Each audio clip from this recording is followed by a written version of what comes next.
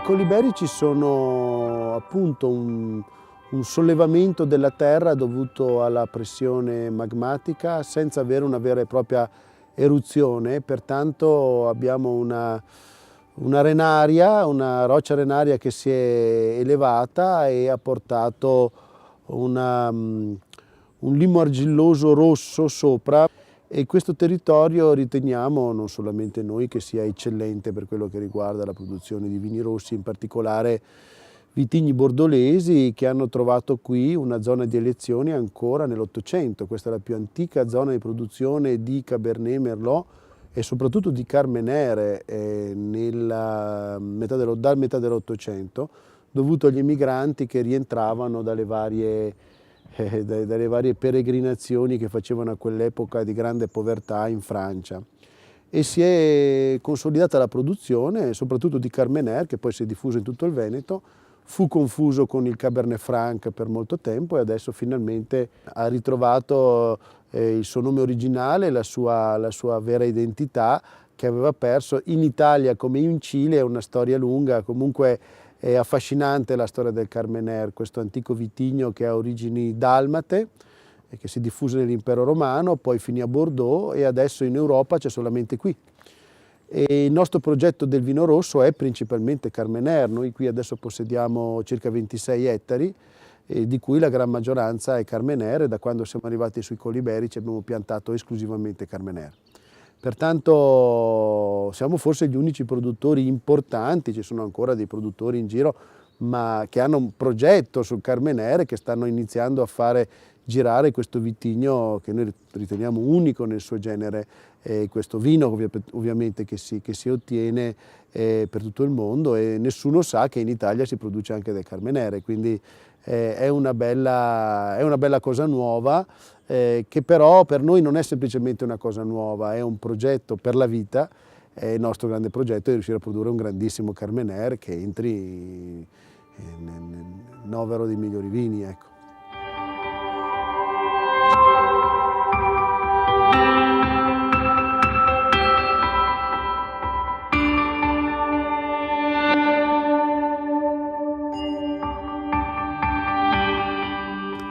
L'oratorio di San Lorenzo è un posto molto importante per noi, è un antico insediamento religioso. Qui c'erano i frati benedettini e c'è una delle più antiche chiese dei Colli Iberici, ed è una plaga di 12 ettari che noi abbiamo acquistato in 2 momenti. Abbiamo piantato i primi 6 ettari nel 2002 e i secondi nel 2009, e sono oggi un vigneto di 12 ettari di Carmenere, sono 5.000 viti per ettaro, quindi sono 60.000 viti, ed è sicuramente il più grande vigneto che c'è in Italia, probabilmente anche in Europa, di Carmenere, e abbiamo identificato questa zona come una delle forse la più vocata in assoluto sui Colli Iberici, date le proprie caratteristiche. È proprio una scodella nella quale c'è una grande temperatura durante l'estate, molto riparata. Il Carmenere ha bisogno di queste condizioni per dare il massimo in termini di maturità e per riuscire ad avere questi tannini morbidissimi però completamente immaturi, senza avere aromi di verde, che sono un po' la cosa più spiacevole del Carmenere non maturo. Oratorio di San Lorenzo produce una riserva che si chiama Oratorio di San Lorenzo, che è 100% Carmenere. Abbiamo già fatto 2 annate, lo produciamo solamente nelle annate migliori, e penso sia veramente quello che è forse il Carmenere più rappresentativo che può essere prodotto in questo momento.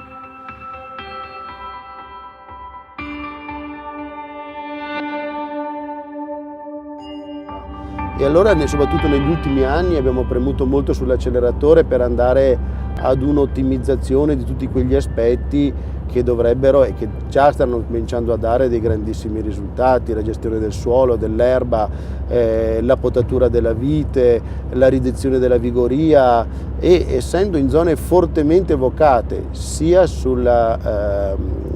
colline del Soave classico che sui Colli Iberici immediatamente stiamo vedendo dei risultati direi piuttosto entusiasmanti, quindi abbiamo imboccato la strada giusta secondo me, e tutto questo però senza affiliarsi adesso a queste nuove scuole di pensiero, a questi guru che devono dirti cosa è giusto, che cosa è sbagliato, tutte queste cose che hanno sicuramente dei principi molto giusti ma che stanno diventando mode, e in molti casi un giornalista ha detto una cosa molto intelligente, ha detto biofurbetti, no? Anche noi lavoriamo in gestione biologica, nei Colli Iberici addirittura certificata, ma non stiamo lì a farne un argomento di vendita, è una scelta interna che noi abbiamo operato per avere il massimo della bontà dell'uva, per fare vini ancora più emozionanti se ci riusciamo, ma non perché questo sia per forza una cosa che dobbiamo dichiarare, una bandiera da sventolare sopra la nostra cantina.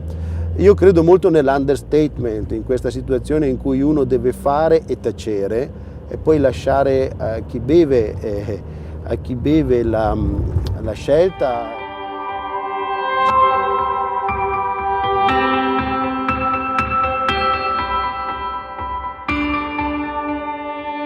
Quando siamo arrivati sui Colli Iberici per la prima volta e ci siamo innamorati di questo territorio, l'idea era quella di produrre solo un vino rosso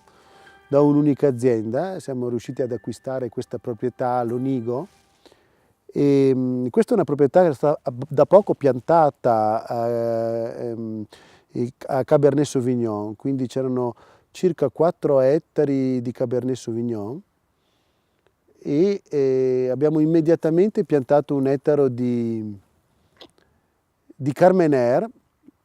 Abbiamo iniziato un vino che abbiamo voluto chiamare Bradisismo. Bradisismo è il nome dell'evento geologico dei Colli Iberici, e per parecchi anni, a partire dal 97, questo è stato il nostro unico vino. È stata un'esperienza così per noi estremamente utile per cominciare a acquisire nozioni sul territorio e soprattutto capire il potenziale dei Colli Iberici. Poi da questa azienda sono aggiunte altre 2, e questo è di circa 7 ettari.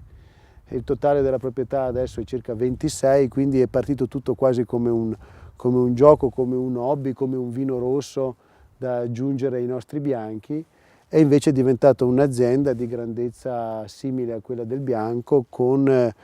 delle caratteristiche completamente diverse. Noi sui Colli Iberici produciamo adesso 4 vini, però tutti fatti in legno, tutti in barrique, il Carmenère Più che è il nostro vino d'entrata, il Bradisismo che rimane la nostra riserva classica, l'Oratorio di San Lorenzo che è la riserva di Carmenère, ed il Cabernet Sauvignon Selezione che è la riserva di Cabernet Sauvignon.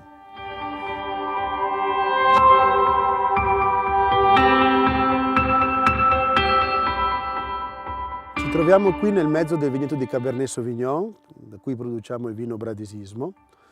È una vigna che ha trovato il proprio ambiente naturale, è stato anche un colpo di fortuna questo qui, perché abbiamo proprio un'esposizione massima, tutta esposta a sud. Le viti hanno un vigore perfettamente equilibrato, la maturità dell'uva qui, soprattutto nelle grandi annate, è incredibile, e nelle grandi annate produciamo anche un altro vino che chiamiamo adesso Cabernet Sauvignon Selezione, che è uno dei Cabernet più concentrati che vengono prodotti in Italia.